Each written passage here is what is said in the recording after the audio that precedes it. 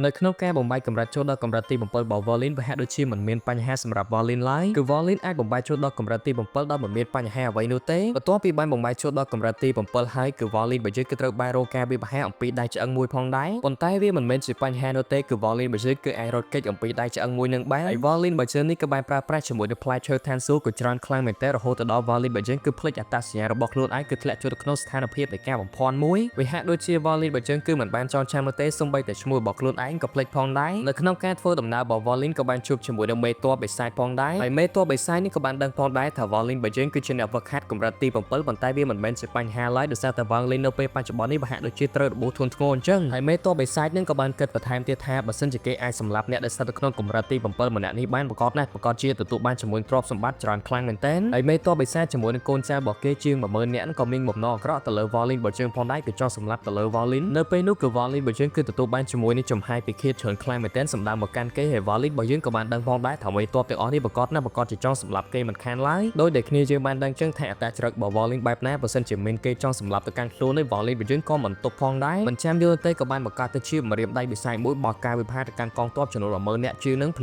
លាមតែម្ដងជាមួយនឹងកម្រិតវឹកហាត់របស់ Volin ពេលបច្ចុប្បន្នដែលជាកម្រិតទី7នេះប្រហាក់ដូចជាកងទ័ពទាំងអស់ហ្នឹងដូចជាសម្ោចសម្រាប់ Volin ចឹងជាមួយនឹងការវិភាគរបស់ Volin នេះគឺកងទ័ពទាំងអស់ហ្នឹងក៏បានខ្ទេចទាំងស្រុងតែម្ដងចំណែកឯចំហាយមរណៈនៅក្នុងខ្លួនរបស់ Volin កាន់តែកើនឡើងផងដែរនៅពេលនេះគឺត្រែមរណៈរបស់ Volin ក៏បានកើនឡើងរហូតដល់13000ឯណោះបន្ទាប់ពីបានសម្លាប់ទៅកាន់កងទ័ពទាំងអស់ហ្នឹង Volin បើយើងក៏បានធ្វើដំណើរទៅមុខទៀតផងដែរហើយស្ថានភាពរបស់ Volin នៅពេលនេះប្រហាក់ដូចជាធ្លាក់ចូលទៅក្នុងការបំភាន់អ្វីមួយអញ្ចឹងសូម្បីតែអត្តសញ្ញាណរបស់ខ្លួនឯងក៏មិនដឹងដែរប្រហាក់ដូចជាមនុស្សឈួតអញ្ចឹងហើយមូលហេតុដែល Volin ធ្លាក់ចូលដល់ស្ថានភាពមួយនេះក៏ដោយសារតែ Volin បើយើងក៏បានចម្រាញ់ជាមួយនឹងផ្លែឈើឋានសួគ៌គឺច្រើនខ្លាំងពេកអ្នកនេះគឺច្រើនម៉ឺនគ្រាប់ឯណោះជាមួយនឹងធម៌ពលផ្លែឈើមួយនេះគឺវាអាចគ្រប់គ្រងទៅកាន់ចិត្តរបស់ Volin បានអ្នកនេះអាចគ្រប់គ្រងទៅកាន់រូបរាងកាយរបស់គេបានថែមទៀត Volin ក៏បានធ្វើដំណើរបន្តទៅមុខទៀតចំណែកឯសត្រូវរបស់ Volin ក៏បានទៅចូលមកចិត្តម្ដងម្នាក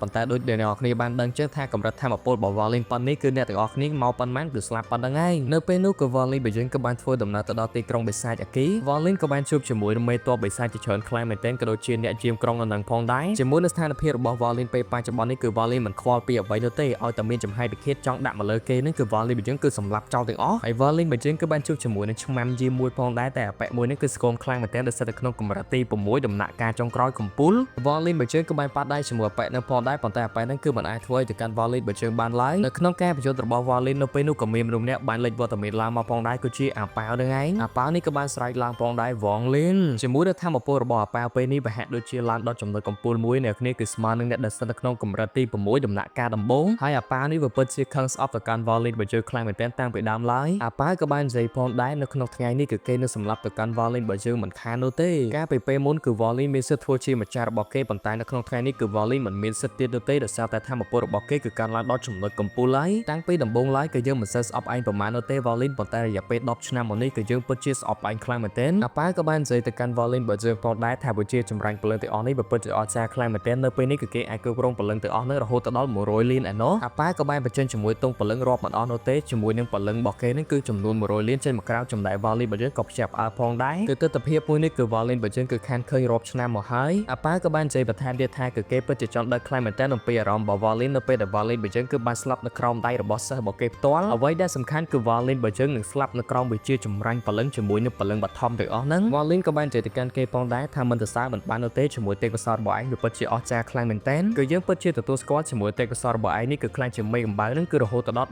10-20ដងឯណោះប៉ុន្តែចំណាយរយៈពេលត្រឹមតែ10ឆ្នាំប៉ុណ្ណោះឡើងមកដល់កម្រិតទី6ដំណាក់កាលដំបូងនេះវាពិតជាមិនគួរឲ្យជឿនោះទេបើយើងស្មានមិនខុសនោះទេគឺឯងបានប្រើប្រាស់ជាមួយនឹងវិជាមួយដែលបំផ្លាញទៅកាន់ខ្លួនឯងបន្ទាប់ពីបានលើសូនអញ្ចឹងអាប៉ានេះក៏បាននិយាយទៅកាន់ Volin ផងដែរបិទមាត់មិនចាំបាច់និយាយច្រើនទេគឺឯងនៅក្នុងថ្ងៃនេះប្រកាសជាស្លាប់មិនខានឡើយ Volin បន្ទាប់ពីយើងសម្លាប់ឯងគឺយើងនឹងយកពលឹងរបស់ឯងដាក់ចូលក្នុងទង់ពលឹងរបស់យើងនឹងធ្វើទរណកម្មរបស់ឯងរហូតដល់ឯងស្លាប់តែម្ដងហើយនៅពេលនេះស្មារតីរបស់ Volin ប្រហាក់ដូចជាត្រឡប់មកសភាពដើមបន្តិចបន្តួចទេអ្នកគ្នាដោយសារតែវត្តមានរបស់អាប៉ាវ Volin ក៏បាននិយាយទៅកាន់អាប៉ាវផងដែរថាសមត្ថភាពរបស់ឯងមាននៅពេលបច្ចុប្បន្ននេះប្រហាក់ដូចជាមិនថិតថេរឡើយគឺអាចបានត្រឹមតែមួយថ្ងៃតែប៉ុណ្ណោះអាប៉ាវក៏បាននិយាយផងដែរថាបន្តិចទៀតនេះគឺគេនឹងបង្កើតជាមួយនឹងទីក្រុងបិសាចទី10ហើយគេនឹងធ្វើជាអត្រីបិសាចទី1តែម្ដងនៅក្នុងទីក្រុងបិសាចដែលគេបានបង្កើតឡើងមិនចាំយូរទៀតទេគឺអាប៉ាវក៏បានប្រើប្រាស់ជាមួយនឹងពលឹងបឋមរបស់គេគឺចំនួន100លានបើការវិវហាទៅកាន់